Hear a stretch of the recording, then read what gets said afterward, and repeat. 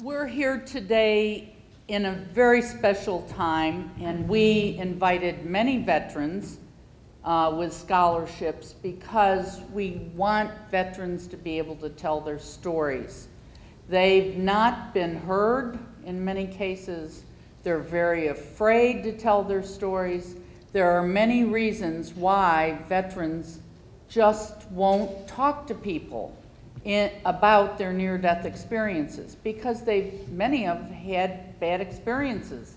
They try to tell their doctor and they're afraid literally that their benefits might be compromised or their security clearances might be compromised.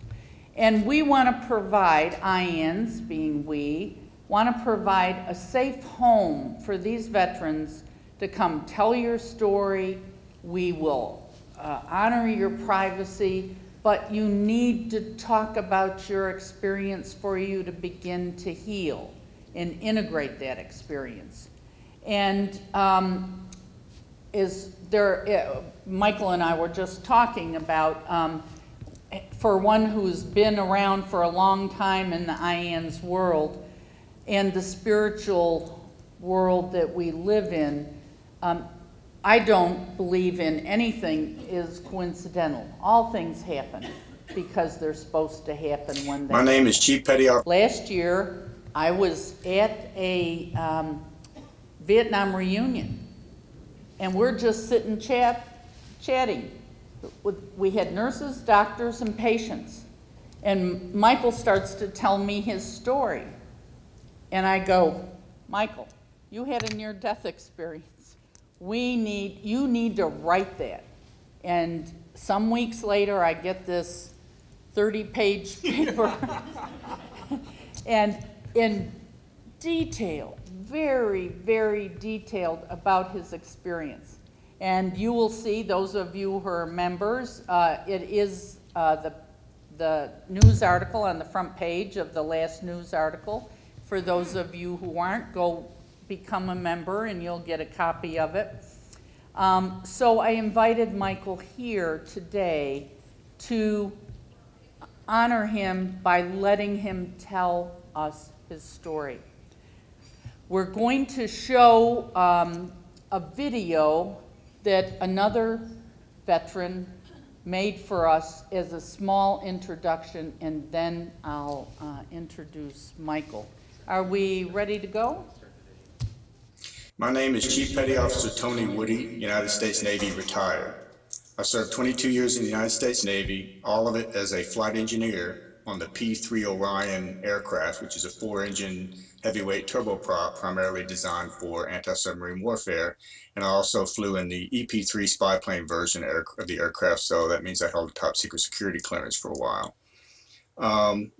I appreciate Diane Corcoran for inviting me to speak to all of you warriors today. Hopefully I can help you understand a few things about your recent experiences or experiences you've had in the more distant past that you're struggling to cope with and try and understand.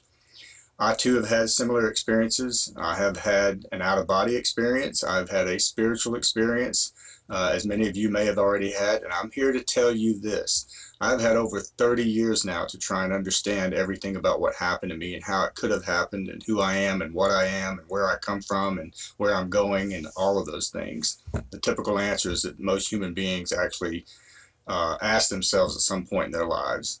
So I want you to understand this. The experience you had was absolutely real. These things do exist. They really do happen. And there is even a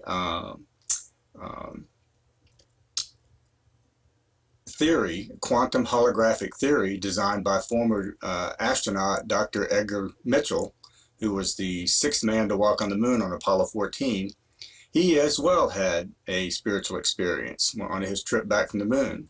So these are very common. They've been happening for a long time, well, ever since mankind's been mankind. And you know, the beautiful part of all of this is you have learned from your experience that you live forever. You may not live in this body as we exist now, but you do live forever. Your consciousness never dies. The life, in my opinion, this is my personal opinion, is a series of experiences for the purpose of learning how to love unconditionally, to help one another, take care of this planet, and love God with all our heart. And God is real. I was there. I was in the light. I was being flooded with profound unconditional love. I had no idea I was that precious to anybody, or that important. And I don't mean that in an arrogant sense, because it's the same for everybody. We are all the same. We are all children of God. We are all on a eternal spiritual growth path. But the beautiful thing of that is it's going to be a great ride, and there's just one adventure after another waiting for us. And I'm really excited about that. But I want you to understand this. These things are real. They are happening, and they happen to you. And so learn how to grow from it, adjust to it, accept it, and believe you are much more than you think you truly are. We are all much more than we ever dreamed we could be, or we are. We are all much more than we ever dreamed. You're going to be just fine. I promise. This is a man who I've never met personally. About 2 weeks ago or 3 weeks ago, I have a woman that writes to me all the time about the things IANDS should be doing. And she sends me contacts. And on this occasion, she wrote and she said, "You need to talk to this man. He's really got a message and he gets it." And I said, okay. So I call him, we talk. I said, would you be willing to do a little intro? Because we're going to have a military group at our conference. We would love for you to be there. He couldn't do that. And 2 days later, he sends me this, which is perfect. And so things happen the way they're supposed to. They happen when they're supposed to. Is just as Anita said, things will drop into your lap when they are supposed to happen. And so that great introduction to say these are real, they are happening, and all of you who are veterans out there, we want you to share your story. We want you to have a new home in IANDS, and we will be doing some things, bringing up a veteran page. We, from now on, will be really emphasizing and trying to provide a soft place to land for veterans. And if you call the office, they will get to me. I said, I will talk to all the veterans because many times veterans don't want to talk to anybody who isn't a veteran. And so, but we have lots of people, support, and we hope to do all these things for you. Michael and I met 1 year ago. We were chit-chatting at a Vietnam conference, and he starts to tell me about his injuries because I was stationed at the 24th Evac Hospital. And I was not there when Michael was there, but he's telling me because I was very familiar with the head injuries. So we started talking in the vein of, oh, you had a head injury, what happened? And he tells me all these things. And as he gets into his experience and the things that he saw and felt, he mentions about a medic that took care of him. And, you know, this medic had this beautiful white uniform on with green rank. And this was my first clue. I said, Michael, nobody had white uniforms in Vietnam. I believe he was there, but not physically. And then I'll let him tell, and then he went on. I said, Michael, you've had a near-death experience. You have got to write this. You have got to start to live this. Because he hasn't had an opportunity in 40 years to find a soft place to land. And he'll tell a little bit about that. And it makes sense, you know, 40 years ago, nobody knew what a near-death experience was. There weren't any books. And that didn't happen until Raymond's book in the mid-'70s. But when I came back from Vietnam, I met a very young man. And in the middle of the night, while he was recovering, he had an amputated arm. He called me to his bedside, and I'm young. And he said, "I've got to tell you something, but you have got to believe me. I'm not making this up. You've got to believe me." I said, "Well, tell me what happened." And he goes on to tell me what we now know to be a typical near-death experience. I had no idea what it was. And all I knew to do was say, "I believe you. I think you had an exceptional experience. And, you know, I wish I could tell you more about it, but I believe this happened to you." His emotion and sincerity at that moment drove me to where I am today. I knew from the very beginning it was really important for doctors and nurses to know enough about this to support patients. And as I grew in the Army, in the 70s, I started out doing workshops. The first workshop I ever did was all day, 8 hours by myself. And, you know, it's sort of like, oh my God, what am I going to talk about? There isn't anybody there. But as I got more rank, I made more people listen to me.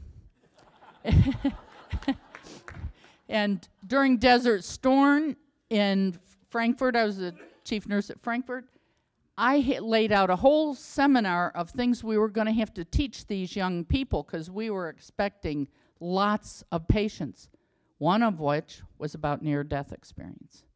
And so we were addressing both the spiritual needs and the physical needs, and for them to figure out how to hang an IV without a machine. So everything happens, and I am so pleased to have Michael here with me today to tell his story, and then hopefully some of you will tell us your story, and we can all share some of that. Michael is a retired chaplain, so he followed his path, even though he didn't know what it was at the time, probably. And I will let you hear his story for the first time. Michael Baumgart will share with us the Veteran Day. Thank you, Diane. I haven't said anything yet. Does that mean I'm finished? No. 4 October 1968, I was the aircraft commander of the UH-1 helicopter. I was one of 10 choppers flying troops from the 9th Infantry Division into an LZ located in the Plain of Reeds northwest of Dongtown. About 30 seconds out from landing, our formation started receiving heavy small arms fire from the Viet Cong. And when I was on short final, after taking many hits, several rounds went through the compressor of my engine, and I lost all power. Fortunately, I was able to do a successful auto-rotation. My crew and the troops and I were to exit the helicopter, and we ran and got behind a race paddy dike that afforded us protection from straight-in fire. And as we were moving, actually we were in the 3.5 feet of water. It was a channel that fed the rice paddies. And as we were moving, my left hand came down, and I have to tell you this. You do not hear the round that gets you, because the moment that my hand hit that wooden box lid, I went into my NDE. And the way it happened was I was standing at the position of attention, and my arms were out perpendicular from my body like this. And I was tumbling precisely at a 45-degree angle towards infinity. And it was a bright light up in front of me. I was also surrounded by a very pure sound that I cannot even begin to describe. The sound was so profound that I was more tuned into the sound than my flight up towards infinity. And while I was going up, I started reciting to myself, Je pense que je suis, Je pense que je suis, which I immediately understood was French. Therefore, I am. And I knew it was Descartes. And I got about maybe 20,000 miles above the earth, and I was still in this rigid position. And I saw the world roll by, except it was going in the opposite direction. And when the United States came by, I said, I was born and raised in Steelton, Pennsylvania. I joined the Army. I went to Vietnam, and I'd just been shot. And immediately, when I came to that realization, I came out of this very rigid position and went into a fetal tuck and went down into the rice paddy into my body. And it was there that I realized I had a 26-pound bulletproof vest on and 3.5 feet of water, and I said to myself, I'm in trouble. If I breathe, I drowned. And I kept saying, what am I going to do? And then at that moment, I cried out to God, God, don't let me die. I haven't done anything with my life except try to forget that damn woman I was engaged to. And then I had this experience of just hovering above my body and seeing the back of my neck and head and everything. And then I was in a railroad boxcar that was traveling up. And the only thing in that boxcar was a BB in the center of it. The door was open. I looked out, I looked down, and I could see blackness. And there was undulation in this blackness.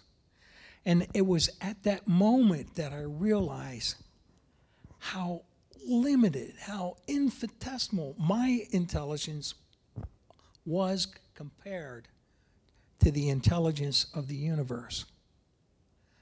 The next thing I knew, I was near the edge of the universe.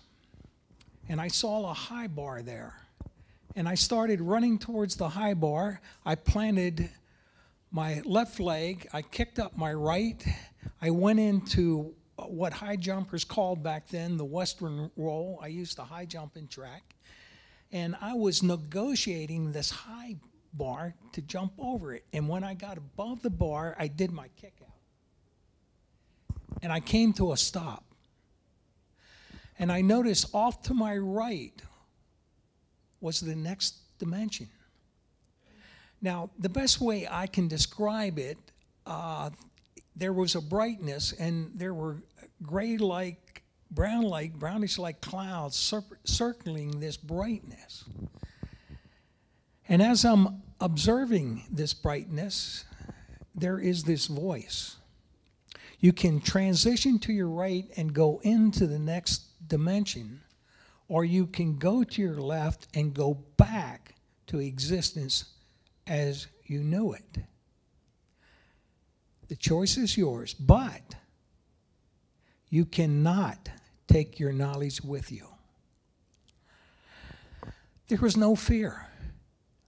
And I was very curious about the next dimension. And for whatever reason, I'm still trying to understand, is I said, okay, I'll go back. And the moment I said that, everything went black. And I was crawling on my hands and knees in this blackness with a sense of fear of being separated from all of everything. And I was trying to find my mother. The next thing I knew, I was back in my body, in the rice paddy, with the dilemma of dealing. I'm in 3.5 feet of water, and I'm in trouble. Then I'm back in my company area in Fort Jackson, South Carolina. I was a training officer. I'm wearing my Class A uniform.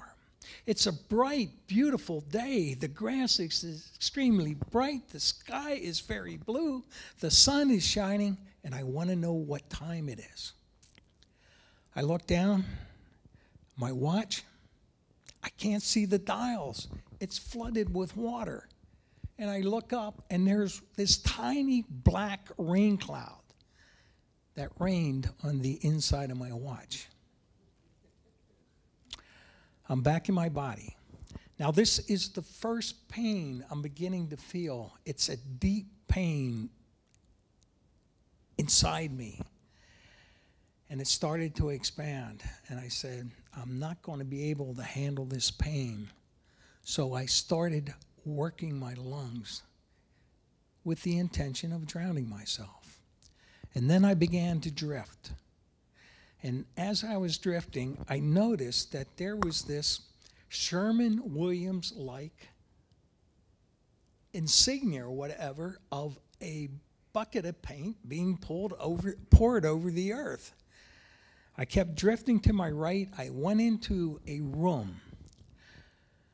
The room was blacklit. You know those blacklit poster lights from the 60s? And at the one end of the room, there was a woman sitting there, an elderly woman with glasses. Her name was Barbara Treader. I knew what it meant. And I kept drifting out of that room. I went into, the best I can describe, is a very dark abyss. And it was then I saw an extremely pinpoint light. And when I recognized the light came at me like a speeding bullet and hit me. And as soon as it hit me, I came into consciousness. I could hear machine gun fire, and I could hear this frantic medic yelling at me, "You got to breathe, sir, you got to breathe." He's resuscitating me. He's giving me mouth to mouth and yelling, and I take my first breath and I say to myself, Jesus Christ, I got to go through this dying process one more time. Take my second breath and saying, why is this kid calling me sir? Doesn't he understand that I really want to breathe? Well, his name, as I found out later, was Dwayne Garver from Mount Pleasant, Michigan. He was a medic that just happened to be on my helicopter when we were shot down. And Dwayne was there all alone. My crew left me because when they saw the blood coming out of my head, they pulled me up out of the water. They thought I was dead. But Dwayne came to my aid, threw me up on the bank, gave me mouth to mouth, and was dragging me through the water to get me to the collection point where the wounded, they were taking the wounded to get the medevac to come in and get them. And as Dwayne is pulling me, I remembered the box lid, and I thought I triggered a mind. So I made an effort to get my right hand up. I saw I had my fingertips. I also, the way he had me cradled, I had fingertips on my right and left. I looked down, finally got both legs up to the surface of the water. I had all my extremities. I did not know where I was hit. Eventually he got me to the collection point, and as Dwayne told me later, you should have seen the expression on your crew's faces when I drug you out. Anyhow, helicopter came in. They threw us into the chopper like sacks of potatoes. It took off, and we went. They landed at Dongtam, grabbed me and put me on a gurney, and as soon as they saw that I had a penetrating head wound, the shrapnel went through my helmet, through my skull, severed my transverse sinus, and went into my right occipital lobe. They flew me up to 24th Evac, and you know, I do remember this. The doctors were doing triage. I wasn't the first one. And so after, it was Major Brown that did the neurosurgery. And so after the neurosurgery, I went into this ICU ward. And I'm totally out of it. And then I feel, I can't tell you when, how long after the operation, there's this slap on my outside of my left leg just below the knee. And I look up there, sitting on my bunk is John Sonia. He's wearing his Army fatigues with a blue infantry scarf. John and I and another lieutenant rented this house when we were training officers back in South Carolina.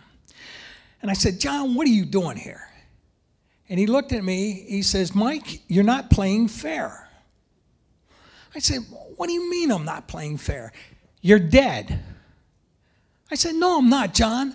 I made it. He says, you're dead, now play fair. And so we started to have this argument, and then he gives me this great smile and leaves. And then I can't tell you how, what duration I went back into unconsciousness. And then there's this nurse, white scrubs, rocker arm, insignia, sergeant first class, light-skinned African-American. He grabbed my bed and said, Mike, you made it, you're going home. And he wheels me out, and as he's wheeling me out of this ICU ward, I said, son of a gun. John Sonia was killed 10 months earlier in Vietnam. And not only that, I was in Savannah, Georgia, going through flight school. John was from Savannah, and I attended his funeral. Now, one of the reasons I wanted to go to the 24th Evac is they took such great care of me. After I was out of the ICU ward, a lot of nurses and doctors and gather around, and they started to ask me questions about my birth date and did I know where I was. And then they started to ask me to move my fingers, arms, and each time, you know, I would do it, they were clapping and cheering, and man, I felt like a big ham, man.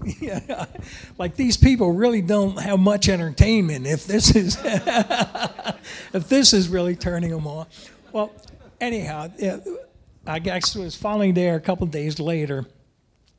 Major Brown came to my bed, gave me my Purple Heart, and my vision was really screwed up. It was like looking underwater without glasses, and I still had this electronic ring in my ear.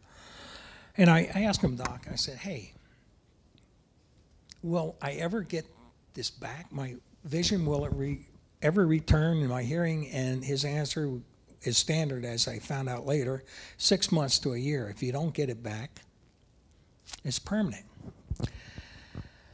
Well, I got medevac to Japan, spent a month there, and then to Walter Reed, and I got everything back except a little bit of hearing loss. And I got so much back that when I went for the board to be medically evaluated, they said, we're keeping you. Now, folks, before I went to flight school, I was commissioned in the infantry, and their plans were to send me back to the infantry. And I said, no, no, no, no, I want to go back flying again. Through a lot of red tape and synchronicity and help, you know, I was able to get back on flight status. With medical waivers, they wouldn't let me solo a helicopter, but I could fly. And then 2.5 years later, I went back and flew another tour in Vietnam. Yeah. Seriously, in the first combat assault we went out on, I was lead of the second 5, and in the first 5, it was Chalk 3, I think, was shot down and the pilot was killed. And you know, talk about being a nervous wreck for the rest of the tour. Whoa. Anyhow, it's by the grace of God, I'm here, and there's no doubt about it. Now,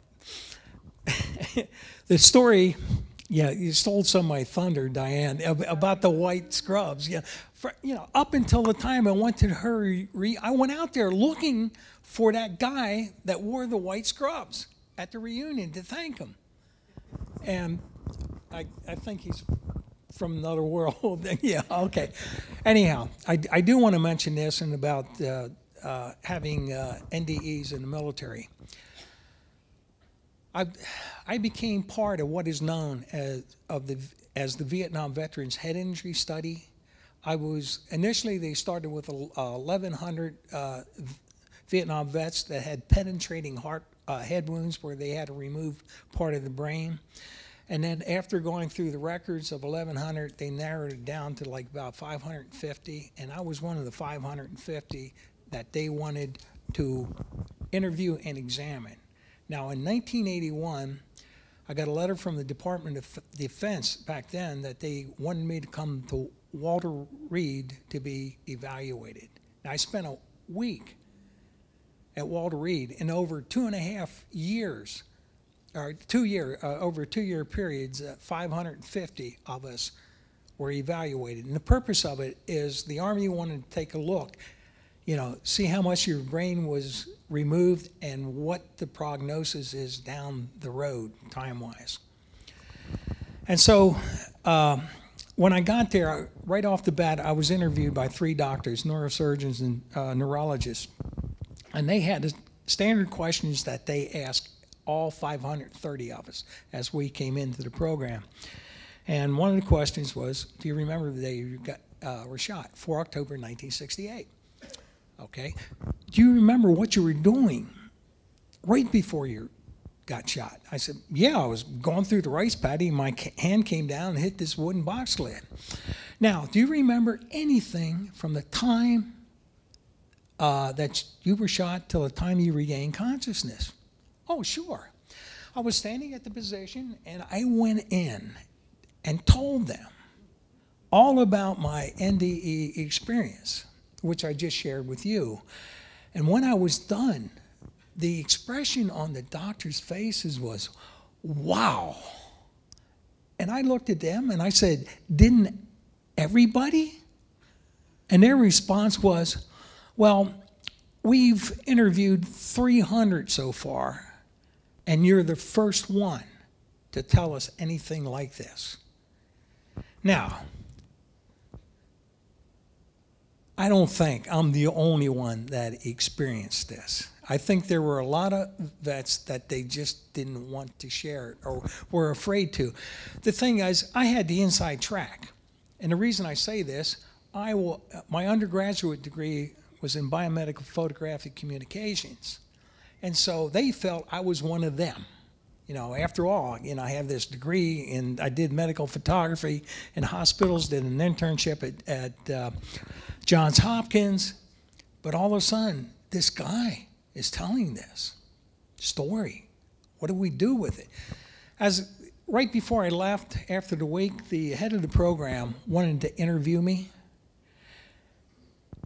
And he was a neurosurgeon. He says, hey, Mike, I have to tell you this. I read about these experiences, but never talked to anybody. You're the first one. And during our conversation, I realized that he was trying to convince me that what I had experienced was hypnagogic hallucinations.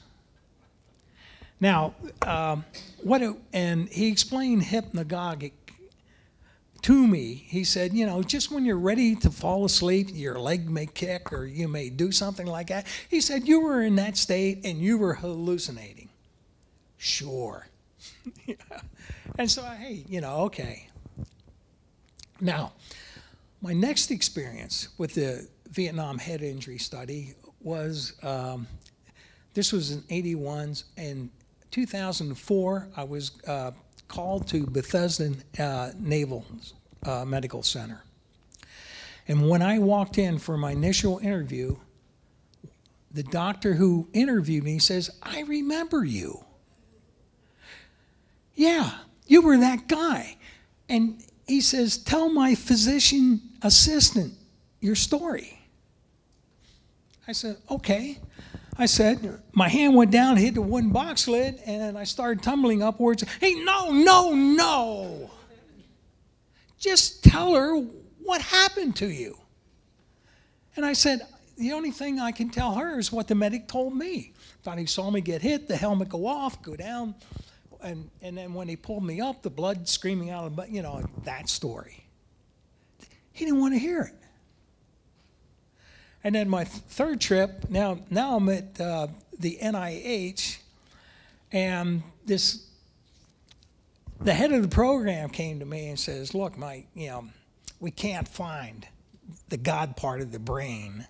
We don't know where it is. And one of the things, they do send me copies of their reports and everything. I spent a couple hours talking to a psychologist, and she did say, and patient mentioned that he had an out-of-body experience which still colors and his interpretations and of religion, and boom, one sentence, that's it. So if you're a vet out there and had an NDE, I encourage you, I'm getting a lot of healing here, is to contact IANDS. You can go on the internet and they'll get somebody to help you, but share it, because 40 years later, I'm learning things that are really helping me. So that's my story. Thank you.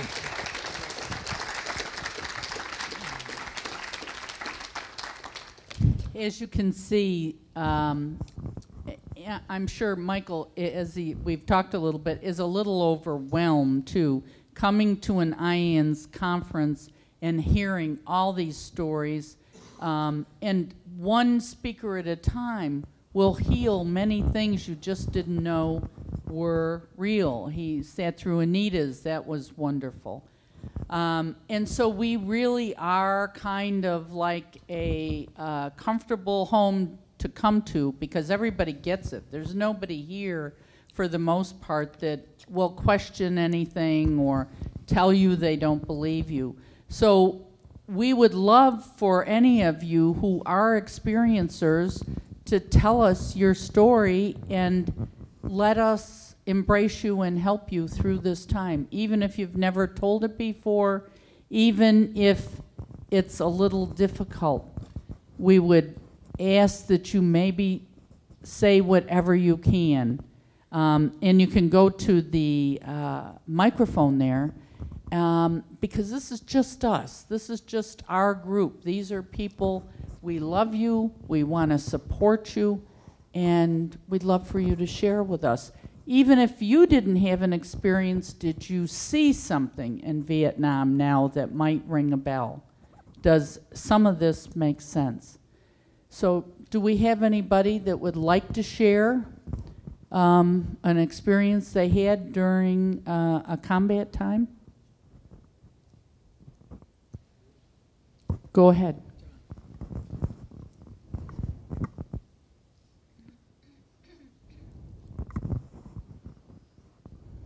Yeah, I'll give you a case that I mentioned. This happened to a good friend of mine, who was also, he was a snake driver, Cobras. Oh, yeah. But this, I think, is one of the most unique cases. I've got a lot that I've studied of interesting things that happened, but this particular one, they're flying alone, which you normally don't do. They get hit very hard. He gets hit with a 51 caliber in the leg, breaks his leg. We know from the back seat that he slumped forward and had not moved. Now, he describes being out of his body at that point. They can't land. There's a little tiny place, but not big enough to put to auto-rotate. So they pull up, and they have a controlled crash. Very, very bad. Interestingly, the guy's name is Jim. He remembers landing the helicopter, though we know that's a physical impossibility because the controls had been shot away. Nonetheless, it got down. Now, what's important here, there's a friendly fire support base about a mile off. But as you know, the blades are still turning, so when it hits the ground, you don't know until after the whole thing stops what the orientation of the helicopter is, because this becomes a life-saving story. Jim is floating up and away and looking down, and he sees a helicopter, and what he can tell is off the nose is the direction of the friendly fire support base. Then there's a hooded figure, bright light, etc., and the figure says to him, he says, "What are you doing here?" And he says, "I need help for them, not me, I'm in danger." And it says, "Don't you know you're not dead yet?" And at that, he raises up. The back seat had gotten out. Now the helicopter is such that it goes this way, so you've got to get out different sides. Back seat is running away. He looks back at that time, sees Jim move. He drags him out and said, "Gee, I thought you were dead. You haven't moved since the time we were hit." Okay. I'll curtail the story quite a bit. Bad guys sweep through, miss them. Good guys come, and they have a discussion. And the backseat says, "I want to go for help. I saw the fire support base, and it's off this direction." And Jim goes, "No, no, no. What you got to do, I've seen it, it's go off the nose." They argue, and by now pain is setting in. He says, "Okay." So the backseat takes off in a different direction. Now, where this case becomes really unique is when Jim gets picked up. They put him in a jungle penetrator, meaning he's getting hoisted back up into the thing, so he's now physically replicating the out-of-body experience. The only case that I know of where they actually physically replicate, and he looks down and he says, "Here's a helicopter, there's the nose, there's the fire support base, pilot's lost." And before he passed out, he was able to say, "By the way, pilot went this way." They went out and saved his life. That's great, great story. Thanks, John. How about anybody else? You have a Glenn?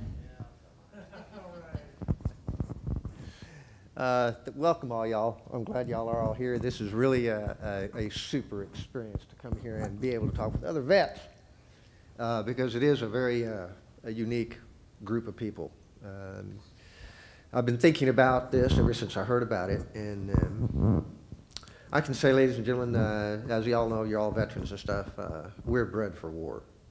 And when we're put in the military, not very many people know it, but when you go through basic training, you're put through the first 17 levels of schizophrenia. They literally tear you apart and rebuild you the way they want you to be. And they took me at the age of 17 and turned me into an outstanding circus-trained monkey. And all I wanted to do was war. I was following in my brother's footsteps. So I spent my first tour in Germany, and they sent me to a Hawk missile unit on the Czechoslovakian-German border. When I got there, I was 17, I was a punk. I really had no idea what the world was about or what was going on. In school, I was a track star also. I jumped high jump, that's why I identified with your going over the bar, doing the kick out. But I got there and I was a track star. I ran around the 880, 660, and the first time that siren went off, I was left in the dust. This happened 2 or 3 times, and I couldn't figure out what the hell these guys were on. So one of the guys named Terry, he's a Greek Adonis god, blonde-haired, 6'4", huge. And he said, "Well, listen, hey, you just don't understand what's going on here." And I said, "Well, what?" He said, "Well, you don't realize that the border's just over here. We've got jets flying 800 miles an hour. We're right here. They know where we're at. Something goes up, we're a smoking crater in 10 minutes. And they know it. And he says, if we don't have all of our missiles going and we don't have everything happening, we're gone." And I thought, he took me into the control van and he showed me how it all worked. He showed me the radar, the missiles, how everything was connected. And he said, "See those little dots?" He said, "Those are aircraft." He said, "See that yellow line?" He said, "They cross that yellow line, they hit this button. And we've got to go." And that's when it sunk into me. Next time that siren went off, I was leading the truck. I was in the front. The next year and a half became nothing but facing off with the Russians. That was my entire life. After a year and a half listening to Vietnam vets come back from Vietnam, I decided I'd had it with the Cold War. I wanted a real war. So I re-enlisted for 6 more years. They sent me a replacement, 17-year-old Canfield. 3 weeks later, they called us in on a NATO High Command tactical evaluation of our missile site. They kept us awake for 3 days, throwing every kind of problem at us they could. Nuclear, biological, everything. All fake. We died numerous times. Frustrating, tired, dirty, wired out. And then at the end of it, they said, okay, everybody, we're giving you a move-out order. We have 1 hour to pick up the entire missile site and move it out the gate. Trying to move that much equipment, heavy duty, is dangerous. One of our generators didn't get picked up. I told my little specialist, little Canfield, private Canfield, 17, I said, go get my truck, go get it, bring it over here. He did. He slammed into the back of the generator, front of the generator, and drove it right into the back wall. I was standing beside the 3-wall shed, and my buddy's back there undoing gear to the generator. And all I can think of is that, my God, he's been crushed. He's crushed. So the kid put the clutch in, Canfield put the clutch in, and the truck rolled forward, and it gave me just enough room between that brick wall, that double brick wall, and that truck to go. And I was fully committed go when I heard the motor rev up, and the clutch got dumped.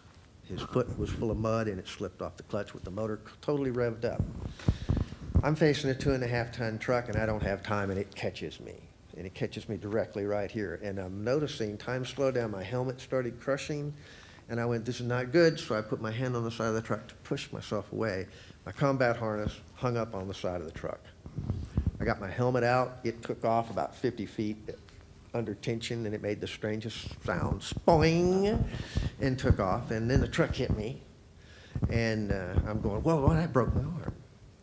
And then the wheel spun, and it hit me again. And I went, well, I know the arm is broken now. I can feel the bones going. And then the third time it hit me, it put me through the brick wall. And the wall's coming down, and I'm going, enough of this shit. We have got to stop this. This is bizarre. Stop it, you know. And he puts it in first, realizes he hit the wall, puts it in first, and drives forward. I'm hung up on the back of the truck. It drags me about 20 yards down the driveway before I said, screw this, and I pull myself off of it. And I'm standing there, the truck goes another 15 feet and stops, and I'm looking at the truck. I turn around, I look at the wall, it's all messed up. And I said, wow, what about my arm? And I look down, and my hand is laying on top of my boot. Long story short, I went into shock. Cloud was going over me, checkers, buzzing, and I knew that if that thing completed the horizon, it would kill me. And I'm trying to figure out, what is this buzzing cloud? And I'm going, well, I had my arm torn off, I'm bleeding, I'm in shock. This is shock. So this is strange, because it's like in that split second, everything went away for a minute, and I turned inside. And I was looking inside of myself. I saw my lungs, I saw my heart, I saw all my inside organs. I'm looking at my heart's going, and I'm going, that's not right. That's not right. That heart's going way too fast. Let's slow that heart down. So I'm sitting there, and I'm going, bum, bum, bum, bum, bum, bum, bum, bum, bum, bum, bum, bum, bum. I'm so, okay, that's pretty good. Let's look at those lungs. The lungs are going, I'm going, that's not right either. So let's slow the breathing down. Let's say,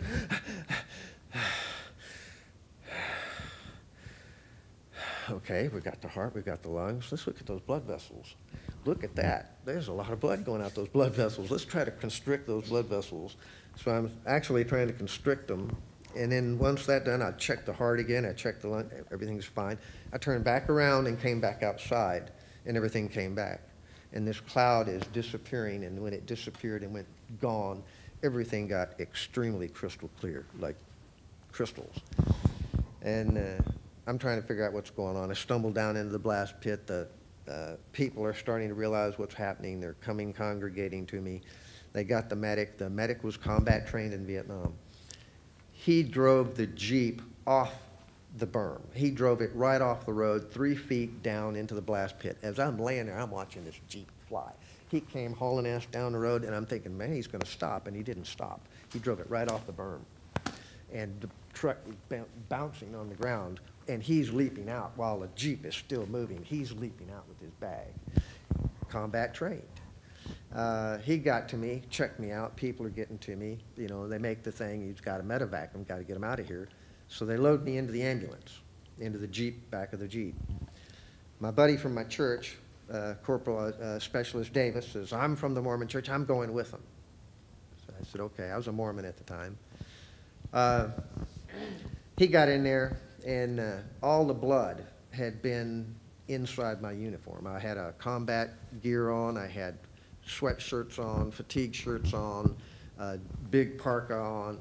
It kept all the blood inside, and it felt like 2 gallons of warm chocolate syrup. Well, when I laid down on the stretcher and they had me in the thing, my arm fell off on the ground. It was funny because Davis is just pure white, and he looks down and he looks at the medic and he goes, hey man, his arm fell off. You know, and the medic turns around and says, well, pick it back up and give his arm back.